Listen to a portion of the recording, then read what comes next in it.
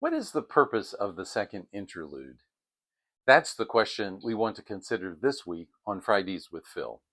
I'm Dr. Phil Mayo, and I'd like to share with you 5 minutes of biblical insight to help you along the way. If you enjoy the content, please be sure to subscribe. The trumpet interlude extends from 10:1 to 11:14 and is the second of 2 interludes, the first of which occurs between the 6th and 7th seals. The second interlude, found between the 6th and 7th trumpets, is comprised of 3 different but related scenes. We will unpack these scenes in the next 2 videos. Following the 6th trumpet, John sees a mighty angel descending from heaven with an open scroll in his right hand.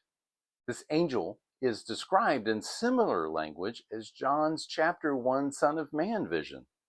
John writes, "He was robed in a cloud with a rainbow above his head.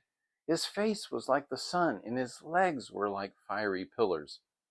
He planted his right foot on the sea and his left foot on the land, and he gave a loud shout like the roar of a lion." This description has led to speculation that this mighty angel might be Jesus himself. However, there is an obvious problem. Identifying Jesus as an angel, even a mighty one, isn't good theology. In the throne room, John has already seen a mighty angel proclaiming in a loud voice, "Who is worthy to break the seals and open the scroll?" In 10:1, John sees another mighty angel who holds an open scroll. It is more likely that this mighty angel has taken the sealed scroll that the Lamb has opened and is delivering it to John. What appears to be taking place is a recommissioning of John's prophetic ministry. John's experience parallels that of Ezekiel, who also during his prophetic commissioning has a divine encounter in which he is told to take an open scroll and eat it. Ezekiel says, "So I ate it, and it tasted as sweet as honey in my mouth." Like the sealed scroll of Revelation, Ezekiel's scroll has writing on both sides, which Ezekiel says are lamentations and woes. And Ezekiel is told that he is being sent to rebellious Israel who will not listen to him. Like Ezekiel, John too is told to take the scroll and eat it, which will taste like honey, but will be sour to his stomach. After eating the scroll, John is told, "You must prophesy again about many peoples, nations, languages, and kings." As has already been indicated, the inhabitants of the earth will also not listen to John, but will remain in their rebellion. It is possible that John, as a prophet, is symbolically accepting a commission that extends to all of God's people.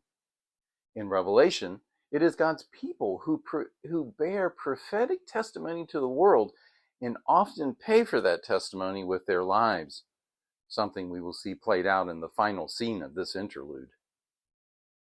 Before giving John the scroll, the mighty angel makes the following declaration: "There will be no more delay, but in the days when the 7th angel is about to sound his trumpet, the mystery of God will be accomplished, just as he announced to his servants the prophets."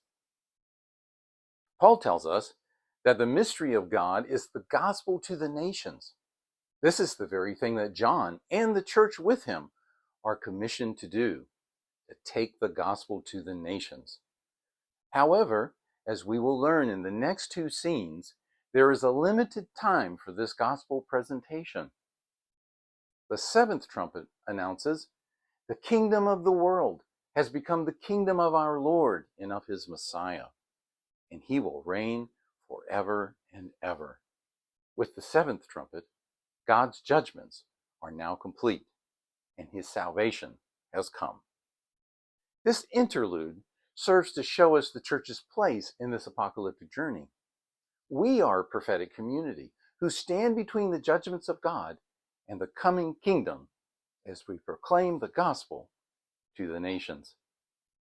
Next week, we will continue our discussion of the second interlude and the 2 remaining scenes. Won't you join me? Thank you, and God bless you.